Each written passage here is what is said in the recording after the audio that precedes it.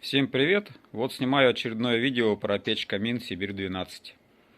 Ну вот прошел год, наверное, после последних видео. Ну и я тут произвел работу над ошибками. Был у меня ряд проблем с этим камином. Ну, вернее, даже не совсем с камином. Это вот плохая растопка.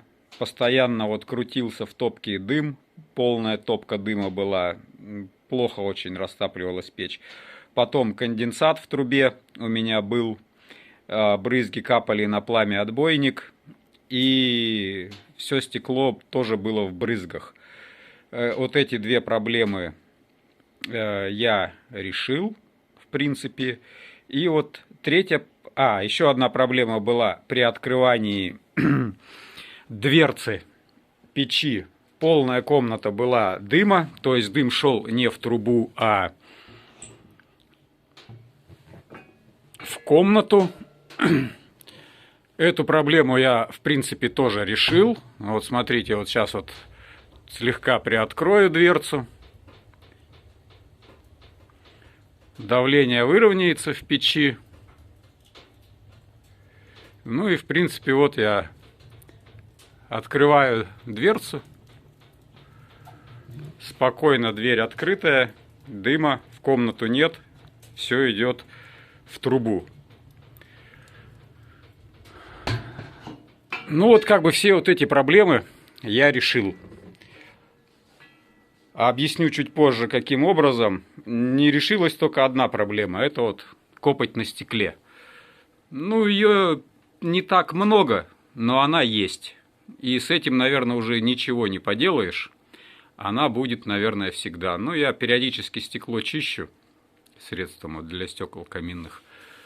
Или, может быть, если вот топить на полную мощность, то, может быть, оно не так будет пачкаться. Но я камин использую только для того, чтобы вот нагнать температуру в доме. Приезжаю, растапливаю его, температура до 28-30 градусов нагоняется в доме, потом камин прогорает, я включаю конвектора для поддержки температуры, и все нормально. Ну, теперь, как я решил проблемы. Так как дом новый, недавно построенный, поставил камин, начал топить и сразу столкнулся с этими проблемами. Мне тут, спасибо большое, советовали зрители открывать дверь, когда я дверцу открываю, удлинить трубу.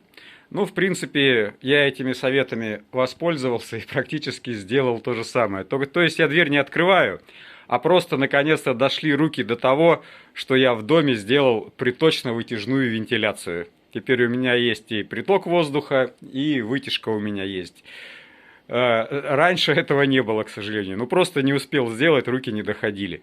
Также удлинил трубу. Теперь она у меня вровень или даже чуть выше конька на полметра удлинил.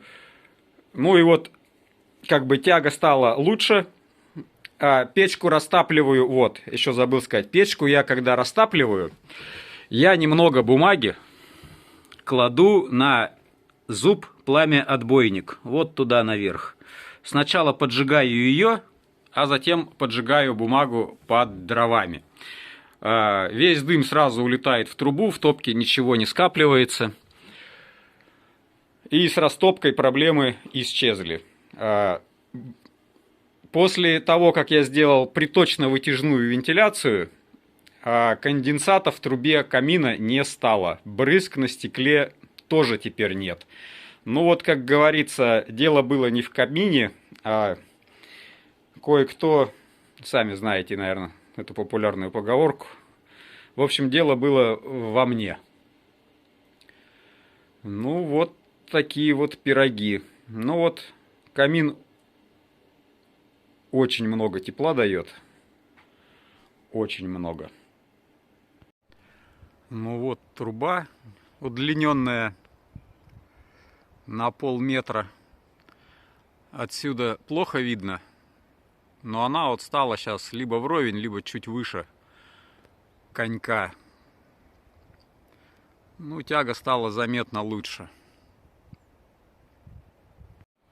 Ну и вот у меня труба вытяжной вентиляции, вытяжка из дома. с канальным вентилятором, если нужно, включил. Если там выбросило случайно дым в комнату, включаю, все это быстро улетает в атмосферу, так что в доме больше не пахнет дымом. А приточная вентиляция, ну, поставил на окна, на пластиковые, обычные, дешевые. Дешевые вот такие вот приточные клапана, Airbox Eco, что ли они называются. Ну вот у меня 4 окна открывающихся, клапана стоят на 2. Этого маловато, когда камин топится.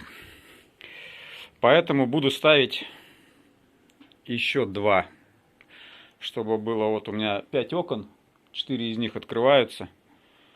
И вот на все 4 окна, то есть еще на 2 надо поставить эти клапана.